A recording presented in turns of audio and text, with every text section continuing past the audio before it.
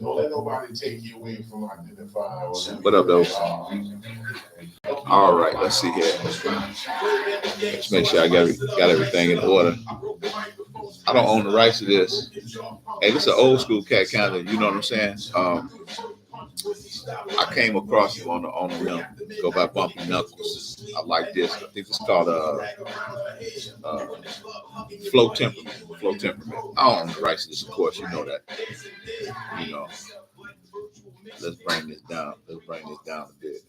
You know what I'm saying? Hey, what's going on? I'm your host, man. Over here, No Fan TV. You know, well, this is what No Fan Sportscast or whatever TV. I just go by New, just a simple NEW. Hold on.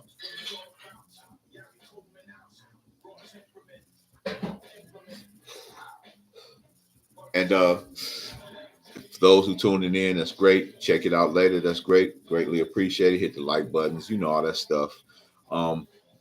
Social DMs has been posted in the description. I think the title itself speaks for itself. With this evening, it's pretty much about football because we know we just finished the draft a few days, a day ago, or whatever. And all our teams and everybody, you know, you get your fans and from all over the country or whatever. They're excited about who they team, they boo, they yell, they scream or whatever about whoever their team chose and who they picked up, who they decided to select and bring on into the fold, you know, which is pretty interesting. You know, let me do this too before I even get started, just in case I end up going a few places. Let me hit this disclaimer real quick.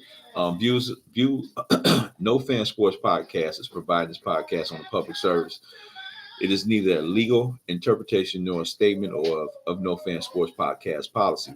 Reference to any specific product or entity does not constitute an endorsement or recommendation by No Fan Sports Podcast. The views expressed by the guests are their own, and the appearance on the program does not imply an endorse of them or any entity they represent. Views and opinions expressed by myself are those of my own, and I do not necessarily reflect the view of No Fan Sports Podcast and any of its officials. And also for the fair use, we go copyright disclaimer under Section 107 of the Copyright Act 1976. Allowances made for fair use for purposes such as criticism, comment, news reporting, scholarship, and research. Fair use is use permitted by copyright statute that might otherwise be infringing. Nonprofit, educational, or personal use tips the balance in favor of fair use. Okay, so we got that part out the way. Man, like I said again, the title speaks for itself. Born and raised Detroiter, and I've said this many times before that I don't really get down with I get down with all the sports franchises here that's associated with the state of Michigan, city of Detroit. You know, we got a great history in sports in every arena except for professional football. And this is even though the Detroit Lions being one of the oldest franchises in NFL that hasn't even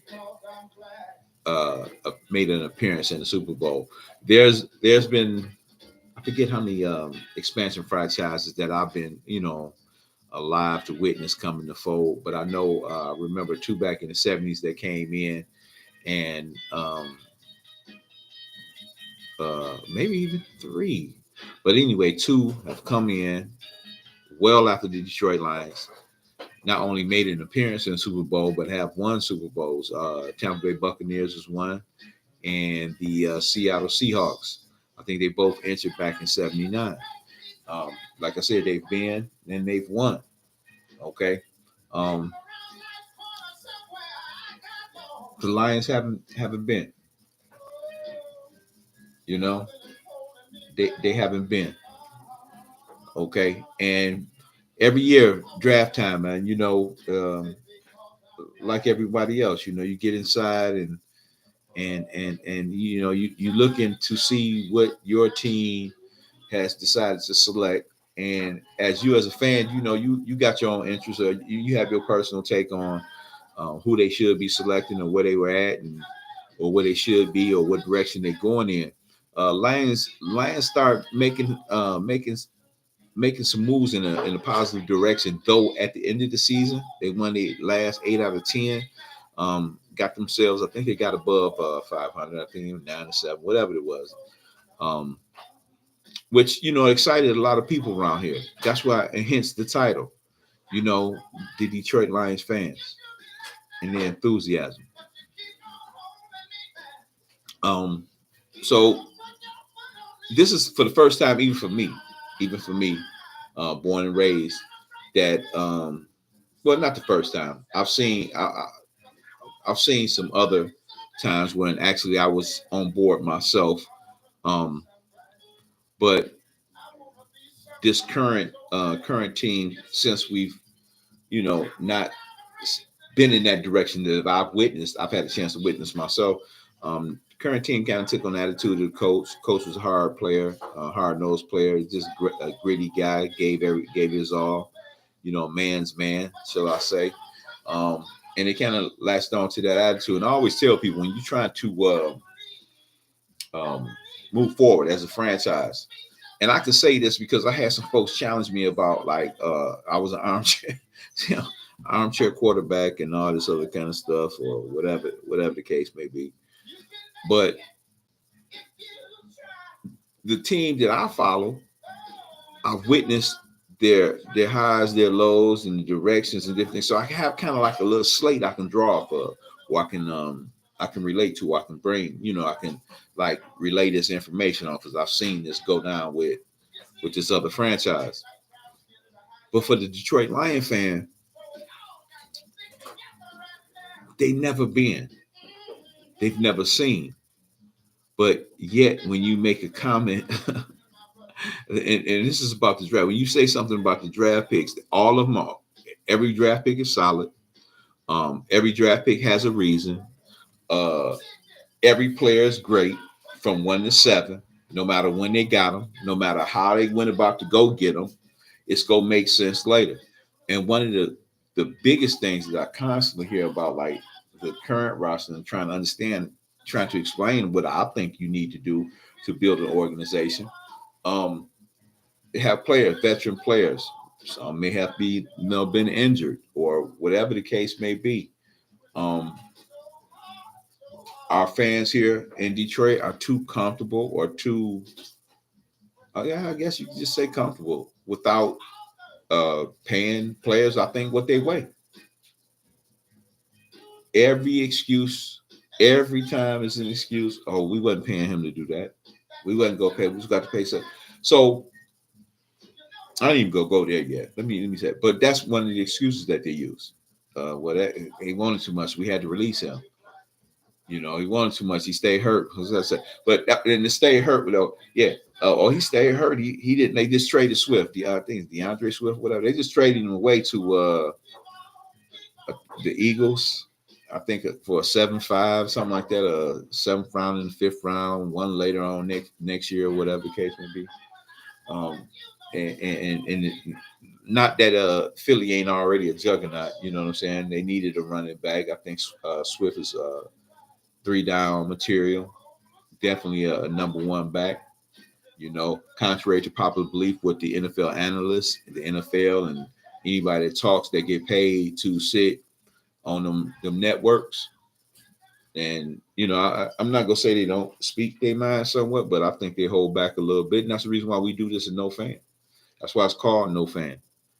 We not fans of anybody. At least not as far as talking about the actual game itself, or the sport, or the activity. We're here to discuss the game without all the fanfare, without all the the highlight things. You stuck. This is your guy. He excites you. Okay, this is my guy, but let me explain why. This, that, and the other thing. We're gonna have an intelligent dialogue about sports. Okay, not no fanfare. That's why we call it No Fan. All right. So when you come in here, man, let's come in here with open minds. And let's talk about the game and the game in itself. Okay. So, like I said, they run on a little 9, 10, 8 run, 8 and 10 or something, like the last part of the season or whatever. And the coach, he got that moxie, And I try to explain to people lots of times, it's not just about winning games. You have to in the football world, at least I think you have to build a culture. There's have to be a culture and an attitude that has to be created. This is not just a win for this year type of thing. You know, this is about some manhood. Build culture, and you got a group of guys in the current roster that has take not only taken on the identity of the coach, but they feeling like, okay, it's enough of this laugh and stock Detroit Lion thing. Just so have one of the guys who was standing in face and standing in front speaking that same language. They released him. They let him go in free agency. He asked for a couple dollars. They didn't want to pay him a couple dollars. I'm not gonna say. I ain't gonna lie. I agree. He was asking for a little bit too much for his value as far as I was concerned.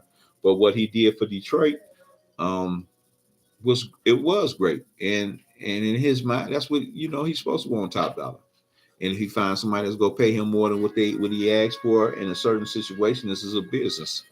So he moves on to the other team. But I probably wouldn't pay him that much money either. But he was one of the players that stood in the face of the camera and said, "Look, this is not a play thing. We're not playing to be the laughing stock of the NFL no longer. We finna change that whole attitude." And this is what you want to hear. That's what you really want to hear. You don't want to hear about all that other crap. You want to hear about some people that's taking on this. I mean, players that's taking, buying on and really, really want to get down on what's happening around them. Young man who I disagree with the suspensions and the violations of what happened, because as far as I'm concerned, if FanDuel is on your network, you can FanDuel where you want. He wasn't betting on the game. NFL, from what I understand, he wasn't. Um, Locker room, whatever room. If you don't want gambling in your house, take gambling out your house. It's just that simple. And I think there should be gambling out your house for everybody. Why should you be able to benefit and the player can't benefit? That's what we do here at No Fan. We do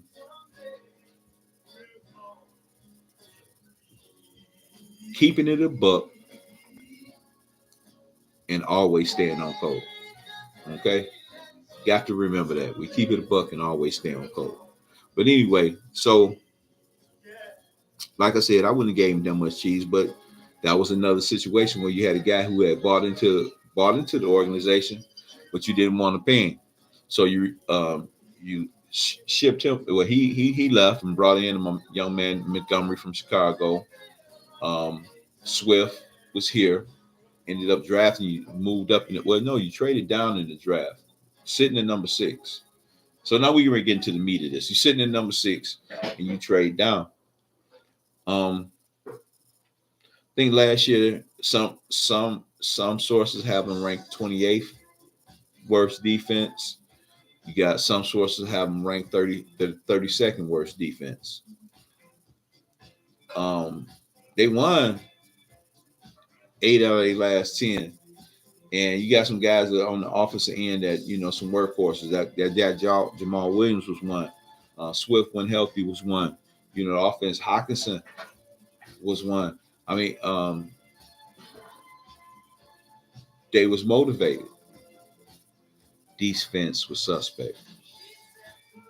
So after that exciting run during the tail end of the year, you got everybody out. Look, oh man, all we got to do is work on our D. And every analysis, the NFL analysis, they leave the things what this team is looking for, what they actually need. And I think 3 of the Detroit's were D line, cornerback, DB, and tight end.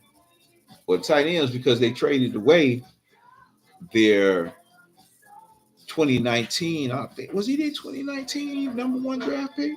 Somebody out there let me know. He may or may not have been, but the 2119 number 1 draft pick, and not only traded him away, you gave him to a division rival.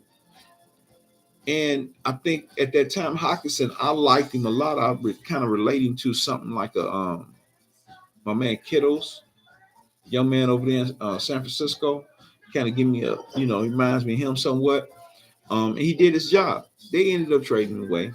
That's why they need tight end in this draft. But anyway, they traded him away. but they traded into a division rival. So we sitting at 6, they sitting at 6, and it's 3 teams in front of them that, unless there's something crazy going on and the sky turned purple and the sun turned orange, 3 of those teams looking for quarterbacks. We know for sure the Panthers jumped up to get a quarterback. That was the reason why they did they trade to get up there, because they needed one. They built a new franchise there, new coach, new whatever, and they wanted a number 1 guy, something similar to what Jacksonville did a year or two ago with that young man Jonathan Johnson over there, the quarterback there.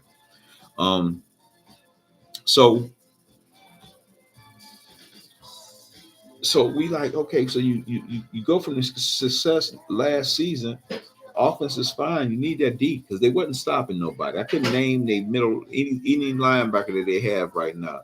I understand one of them gentlemen did halfway decent, but they're not household names. Not that you need a household name.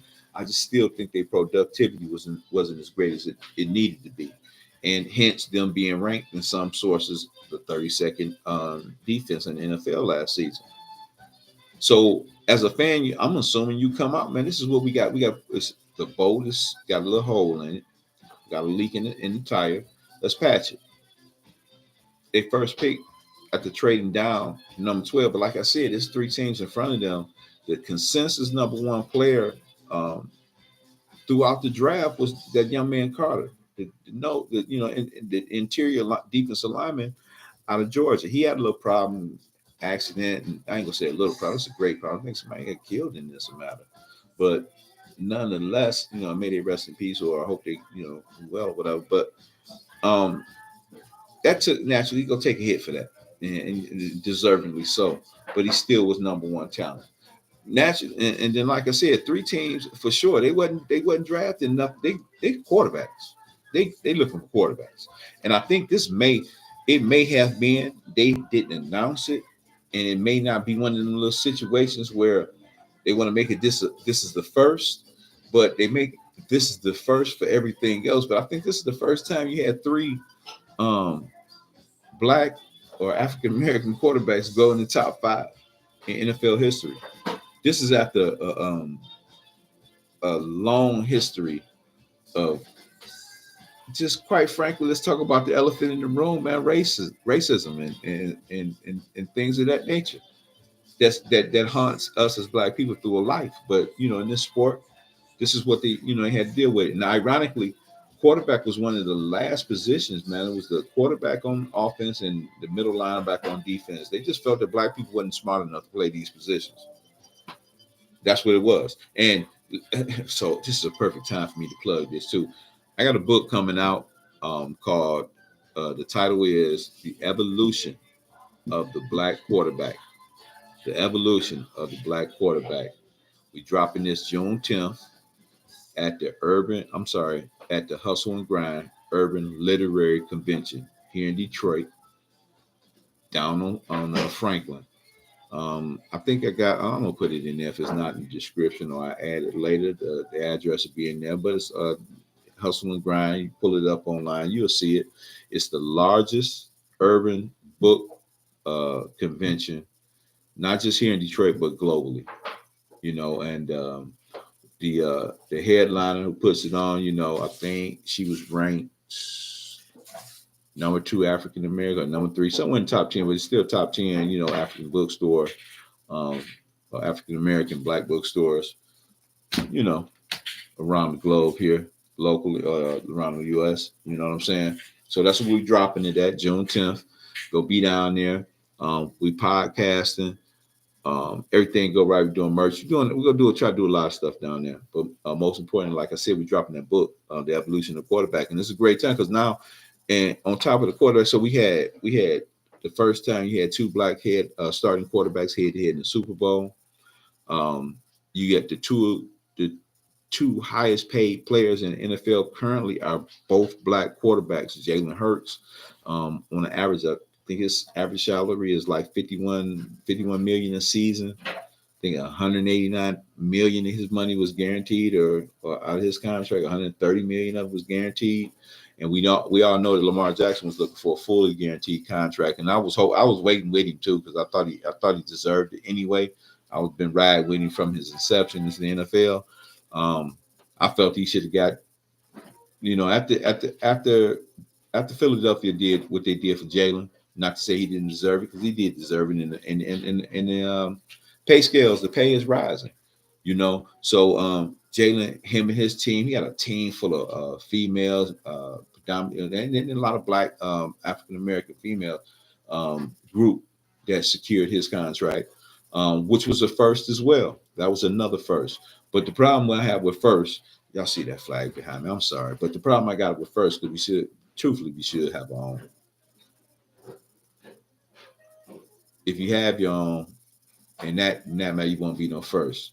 And there's nothing wrong with being the first either, but we have to be out there. We got to start getting more agents out there that represent us, that look like us.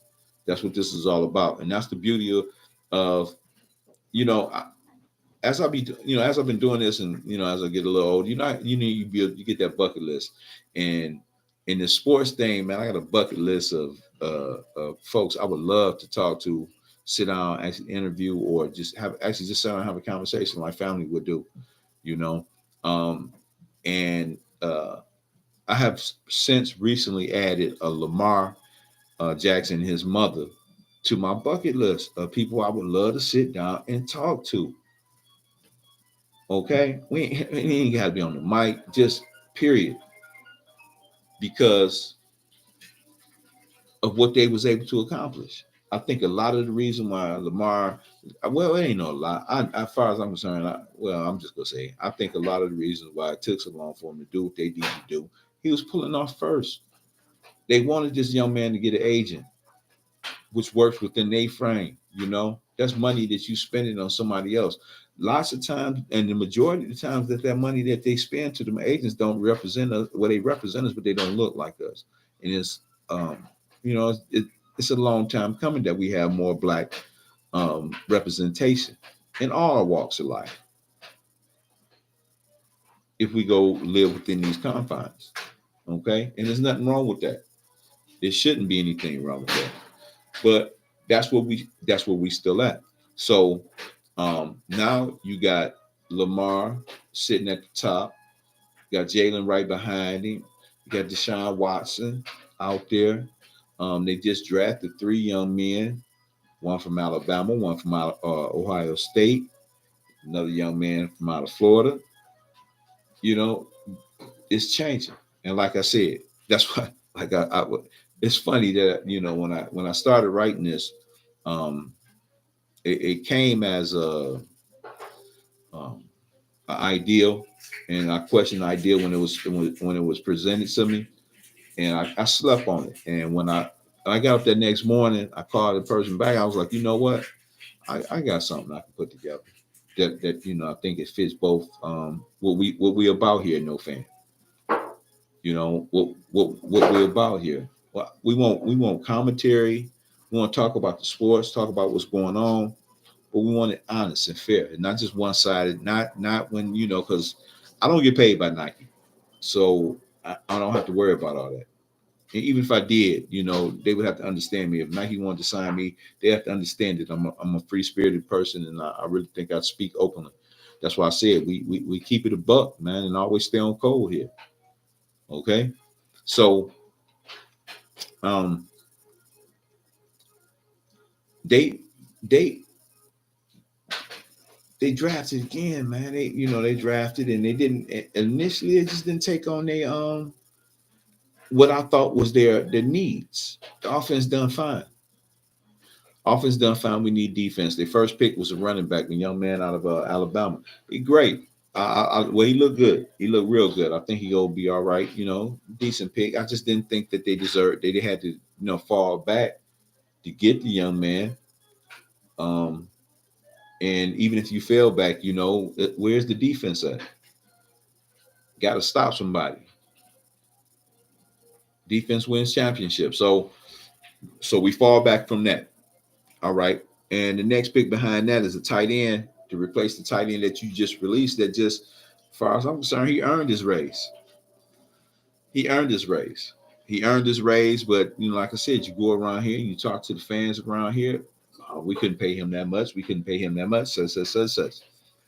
Well, when does it become a point when you decide you want to pay, and how much do you pay them? How do you build something and you don't want to pay for proper material? So if you build a house right now, you go out there and get the cheapest wood. What you think will happen to that house when you be after you build it? First rain. Y'all remember that episode? I mean that scene from what was that? The Unforgiven when uh what's his name? Gene Hackman was playing old Bill or whatever, and he went to his crib and he was up there trying to build his house. That bad boy was just leaking all over the place. Is that what you want? You got to spend money, and then especially the young man that earned it. But now this is the ideology of the local. Well, why would we pay him 14 whatever such million, and we can go get a rookie and come in? We don't have to pay him nothing. I thought we was building a franchise here. So I thought we was building a franchise. And usually when you start building the house, while you building that house and you laid that foundation, you don't break the foundation and put another set of foundation. If it take you a week to build a house up, you don't change the foundation every other 2-3 days. You know what I'm saying? You start building on things, and then the word get out amongst the players out there like, okay, man, they doing some things over here, man. They building, and maybe I get up over there. But once we start building what you brought in to pay to do what you felt they could do, and they turned around and did what you thought they could do, you release them and send them somewhere to your rival, like the Minnesota Vikings. Then you go into this year's draft looking for something that you just released that you had. A part of the foundation that had already been solidified. They should have been retired, a Detroit Lion. Okay. So that's part of the reason why I was, been upset with that draft. And, another big thing about it too, we had a generational talent that you had to obtain. And like I said, it was 3 franchises in front of the number 6 selection that you knew that they weren't drafting. They were drafting quarterbacks. Lions had the 6th pick. Easily, in my opinion, they could have picked up the young man card out of Georgia. That immediately, see, this is the part when you building that the average fan don't understand when you building things. So we building, and like I said, it's a foundation piece that you already started with that you're trying to put something to real quick before it fall down. So we building. Last year's first selection was my man Hutchinson out of Michigan, edge rusher. You know how you get them edge rushers off? You get them edge rushers off, man, when you got somebody up in between the tackles there that's causing havoc. We had a player too that used to do that, Jerry Ball, back in the day. You know what I'm saying? And Dominican Sue, cats that demanded double teams. So that mean that pretty young man that sit on the outside, that Hutchinson, man, he can go just hog wild on the outside. That's what building is.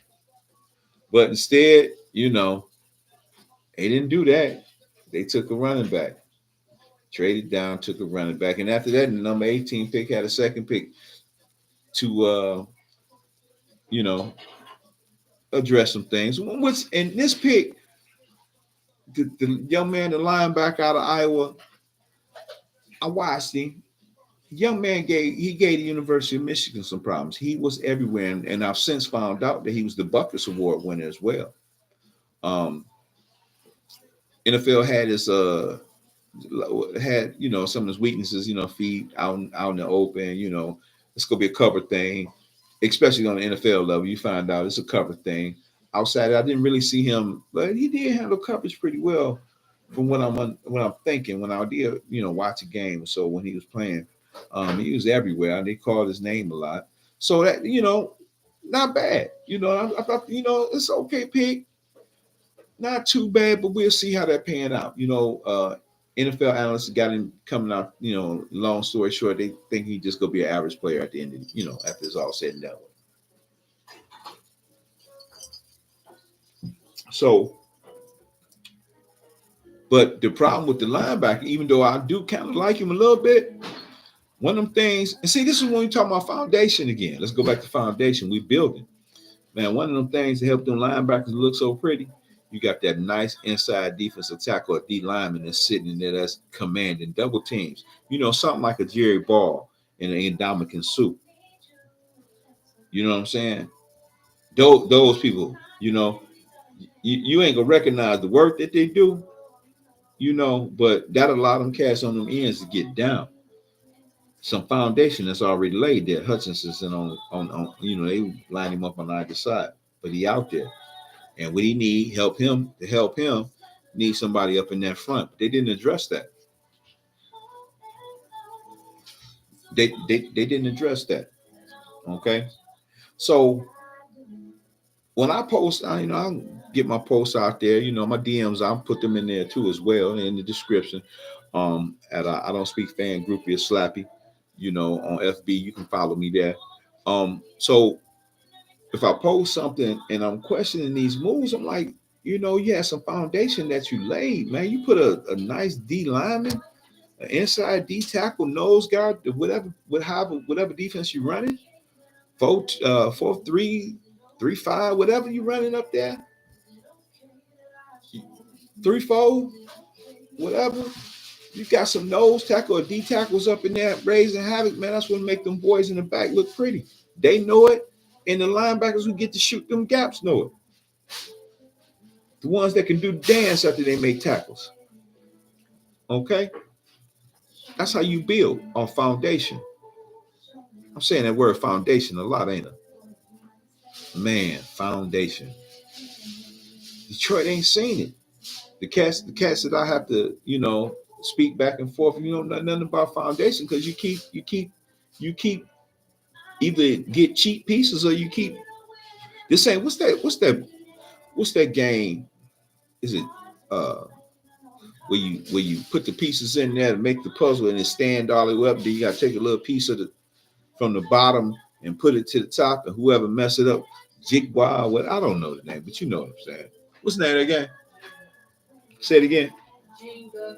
Jenga. Okay. And you keep pulling from the bottom, and now you restack it at the top, man, and hoping that thing don't fall over. You can't build that's not how you lay foundation. You don't pull the foundation from the bottom.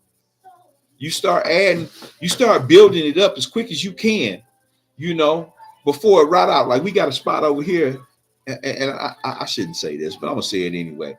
Man, they was building, and when I mentioned this, and if anybody watching, see, they was building this church over here, and it's been a 20-year eyesore. Not that it's just like real ugly and messed up, but they just started and never finished it. Okay, you can't build like that. But even when they go back in there, you can tear it down and rebuild. They got to redo their foundation, but that was a long time. So you want to, because nothing's no good over there now. So when you got that foundation, you want to get that building up. So they passed on that D tackle. I just felt that they could have stayed where they was, got that D tackle, and got every draft pick that they wanted. But I have to commend them. I have to commend the Detroit Lions before the Hendon selection with the quarterback. That young man had Tennessee running before his injury. They were ranked at number 1. Ironically, his backup was a former University of Michigan quarterback. He did okay, but like I said, that young man Hendon had him number 1 at one point in time. Unfortunate injury. Hopefully he's healed or will heal or completely recover from it. And I can see him being the Lions starting quarterback in the future. And I'm going to say this, man. It's nothing against white quarterbacks. This has nothing to do with that. And we don't even really have to call it, as far as this particular thing, it's not a racial thing as far as, on me discrediting any white quarterbacks. Some of my favorites, But we have to talk about the elephant in the room, and that for many years, black quarterbacks have been looked at or viewed as that, Lamar ends up at the University of Louisville because he wanted to play quarterback, and they wasn't recruiting him as a quarterback. They wanted to turn him into a wide receiver. NFL has been doing that for years. NFL has been doing it for a long time. For a long, long time. Like I said, the evolution of the black quarterback. I think it's gonna be hot. June 10th. Hustle and Grind Urban Literary Convention in Detroit, downtown Franklin. It's popping. We go talk about it. We go sell books, and we broadcasting too. We podcasting for the most of the day. Naturally take some breaks in between, but we gonna be there. Art. We gonna be there. Okay, we pushing this thing, and it's about that black quarterback. The black quarterback that hell, we all grew up. For those of us that played football, hell, I played quarterback. Um, for all of us that grew up, from little league to however far you played in your career. Grew up in well, when I first moved in the neighborhood, it wasn't predominantly black, but I come from the blackest city in the United States. So I've only encountered white quarterbacks until I reached college. And I played with quarterbacks that are either mobile. I played with pocket, played with those that can do both. So it's not like we can't do it or couldn't do it. You call a play, you read, and you make it happen. I played the position before. I'm not gonna make it seem like it's easy because it has a level of degree of high ability that you need to do. Because what you essentially doing is you are aware of all 10 of the other offensive players that's on the field with you, what they're supposed to be doing, what y'all trying to do, and you have to do it in a split second. So yeah, it takes an exceptional talent to do that, but it wasn't like black quarterbacks hadn't been doing that all along. Like I said, I didn't encounter a white quarterback until I reached college that I played with that was starting.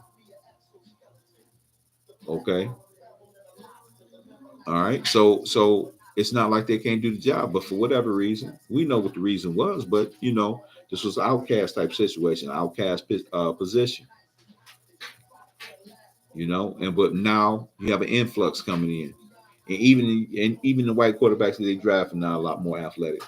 And like my man Josh Allen up there in Buffalo, you know, Jones over there in New York. We just getting more out of you. Just get more out of that player. We're just not sitting back in the pocket anymore. The game has changed. I think this was one of well, I don't think, as far as I'm concerned, I know that was one of the reasons why Lloyd Carr should have been fired well before he was fired in Michigan. It has turned, and this is the evolution, and this is what we're looking at now. Okay, so the Hendon selection was great. It was a great pick. Nothing against Jared Goff because I think he's great too. He already took a franchise to the Super Bowl. I argue with plenty of Detroit Lion fans currently that even though I wasn't a Stafford fan, I'm still not a Stafford fan. You know, to me, he shortened Calvin. As far as I'm concerned, he shortened Calvin Johnson's career. But here's the thing: Jared Goff was equally, sufficient. Young man was slinging over there in Los Angeles. Problem was that was their first year with a first year head coach. I think he got out coached. Okay, so I'm not saying they can't win with Jared Goff. I think they can. Obviously, they can. They ripped off their last 8 out of 10. So quarterback is not their problem right now. But I just do like that pick. Also, the safety pick. You did address some part of your issue with the safety young man out of Alabama. Uh, Ranked very high. I think he may have been the number one safety on the board. So, but he did a lot of song and dance, a lot of moving and shucking and jiving. I liken it to my man Michael Curry that used to play for the Detroit Pistons back in the day. And I was mad because Grant Hill endorsed to keep him on the team, man. He was just holding up space. 6'7" CBA player, as far as I'm concerned. How he got in the NBA, I do not know. I don't know what college he went to, who was he cooking, what hood he come from, that he was the man in. I don't know how his basketball talents got him on the NBA level, but he used to do this thing, man. Just when he's playing defense, he used to just always have his hands moving like he was actually doing something. His feet was still stuck in the ground because he was slow. But the hand jabs just make it seem like he was doing things, and people were buying that shit, you know. But he was a locker room guy too. He ended up coaching for the Pistons too. I think one season Joe ended up hiring him as a coach. Man, he sucked real bad, but part of it was talent too, though, just the same. But You know, the Michael Curry thing they did in the war room. You know, trade down, trade up, moving around. Look, you take Carter, you get everything that you drafted and traded and danced and tap dance around for. But here's the thing, and you know, I'm gonna finish on this. How what happened to the defense? You would rank 28 in some corners, 32 in others, but what was the defense?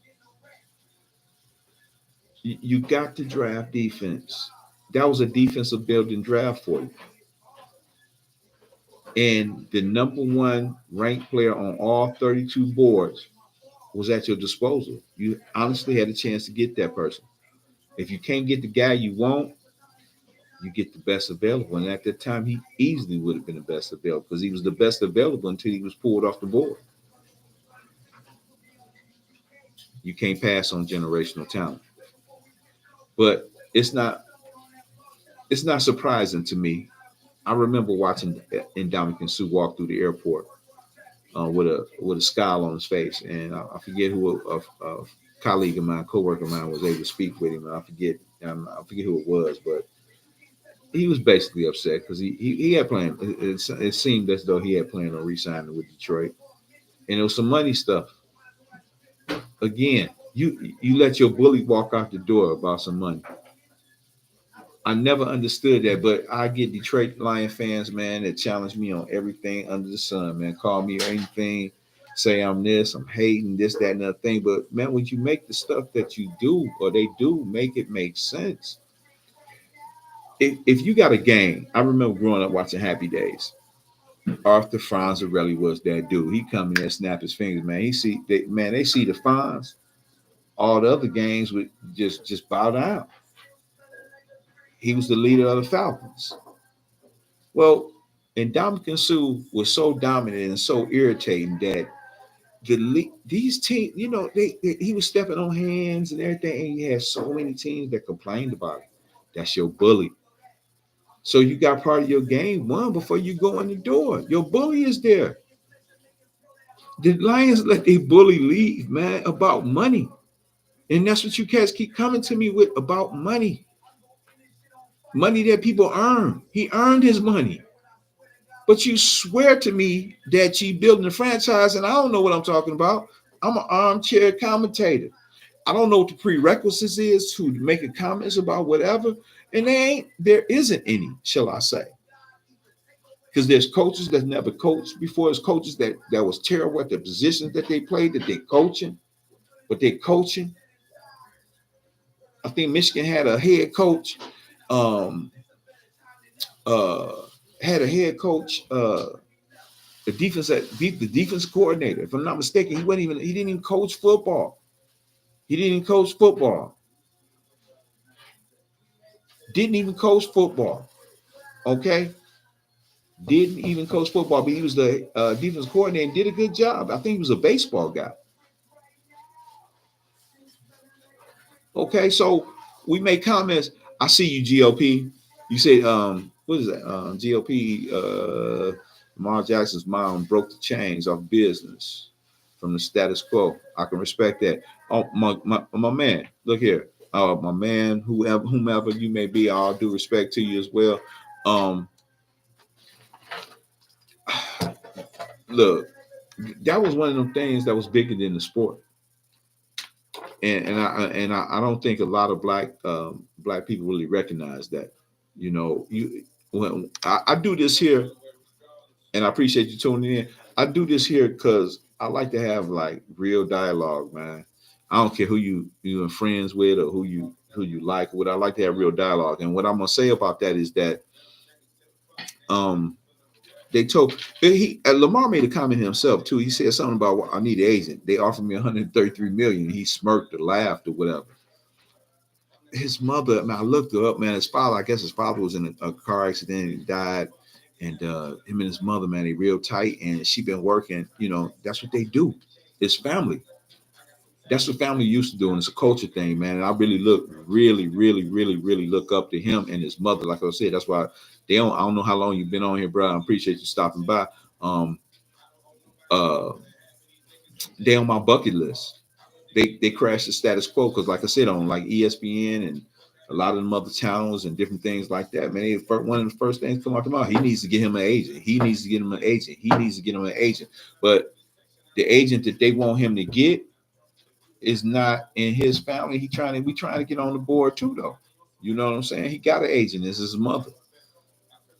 You know, so he saved himself 3%. And from what I understand too, I think I read that he gave that 3% came out to about 7.8 he gave to his mother.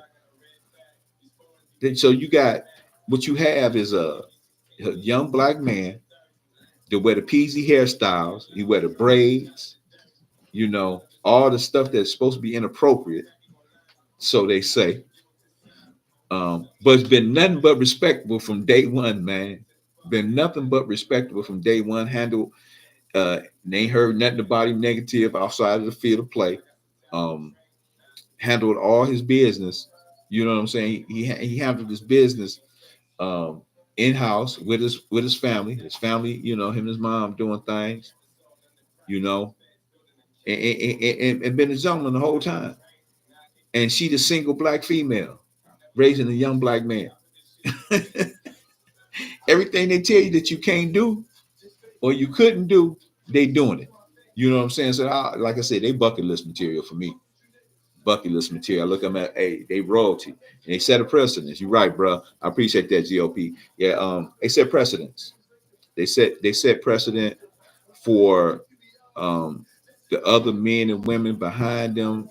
Young men and women may have aspirations. Matter of fact, I got a buddy of mine I come up with. Matter of fact, he used to play ball professionally in the NFL level. He used to play for the Lions back in the day. And he's a sports agent. He out there, young man, black sports agent. And we need those if you still want to be the agent. But then, like I said, this set precedence. You got my man and his mother went out and signed the listen. This is what's so funny about it. And I don't think a lot of people looking at this either. So they said he couldn't do it. He needed the agent. They needed the agent to do what they did. But her son is the highest paid player in NFL history, and she represented him. It should be a parade for that. It should be a parade. I don't think a lot of people. I really wasn't planning on going here, but I really don't think a lot of people are paying attention to that, man. This was the ultimate slap in the face. She got the highest contract. She got the highest paid player in NFL history without an agent. He used his mother, a single black female that they say can't do nothing. Oh my goodness. Can we do a movie about this? Can I play? Can I be your announcer? Let me be something in there. Shout out to Lamar Jackson and his mother, man. I don't know her name, but all due respect to the queen, man. She the queen. She a true queen, you know. But but like I say, man, we had to do this off foundation. And that's what that was about too. The foundation of that, you had a mother and a son, a family that stuck together. They didn't get, dig no new pieces out or add nothing on that. Uh, they didn't pull no pieces from the bottom and redo it. This is what they did. You know what I'm saying? And they came out with the highest paid contract. So in the Lions, oh, without question, bro, without question. And I'll send everybody I know over to it. Um, uh, I, that's what this is about. It's a foundation thing, and ironically, that ties right into that. So as a Lion, man, you got to finish him up, build on your defense. You got to a certain level with your offenses together. And they just didn't attack the defensive side of the ball.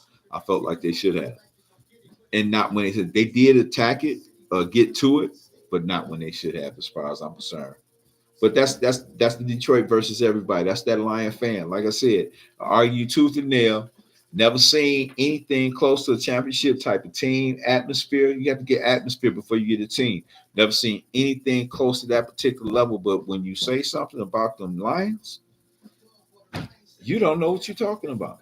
Well, how do you know? Because you ain't seen nothing either. It's an opinion, and everybody has one, and it should be allowed.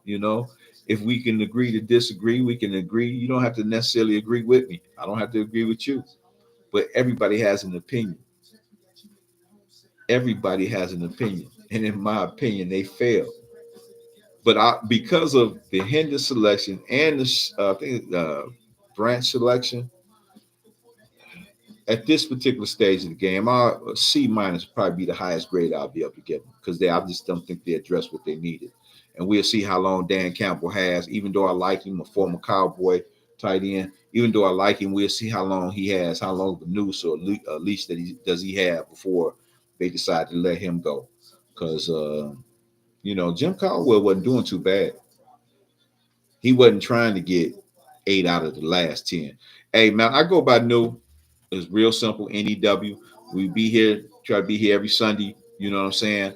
Again, we got the book dropping out, dropping the evolution of the black quarterback, June 10th at the Hustle and Grind Urban Literary Convention here in Detroit, down in East Franklin's. We go be outside. Okay, come down there and check us out, man. I love to chat with whomever and anybody that decide to stop by. I love talking sports, man. This is what I do. Like I said, but we do look. We go keep it 100. We go keep it a buck, but we go stay on code, man. So we just here, like I said, we want you to talk some dialogue. I'm not. I got my favorite players, but I don't love them to the point where we can't talk about the business of the game. You know, I tell people I'm gonna leave y'all with this quote. I tell people all the time about it's more to playing running back than just running the ball. Again, I go by New. Glad you tuned in. Check it out. Share with your friends. Hit the like button. Subscribe, man. We can get out here and get this thing going right, and we can share and have some great and some real great dynamic talks, man. I'll see y'all next week, man. Peace.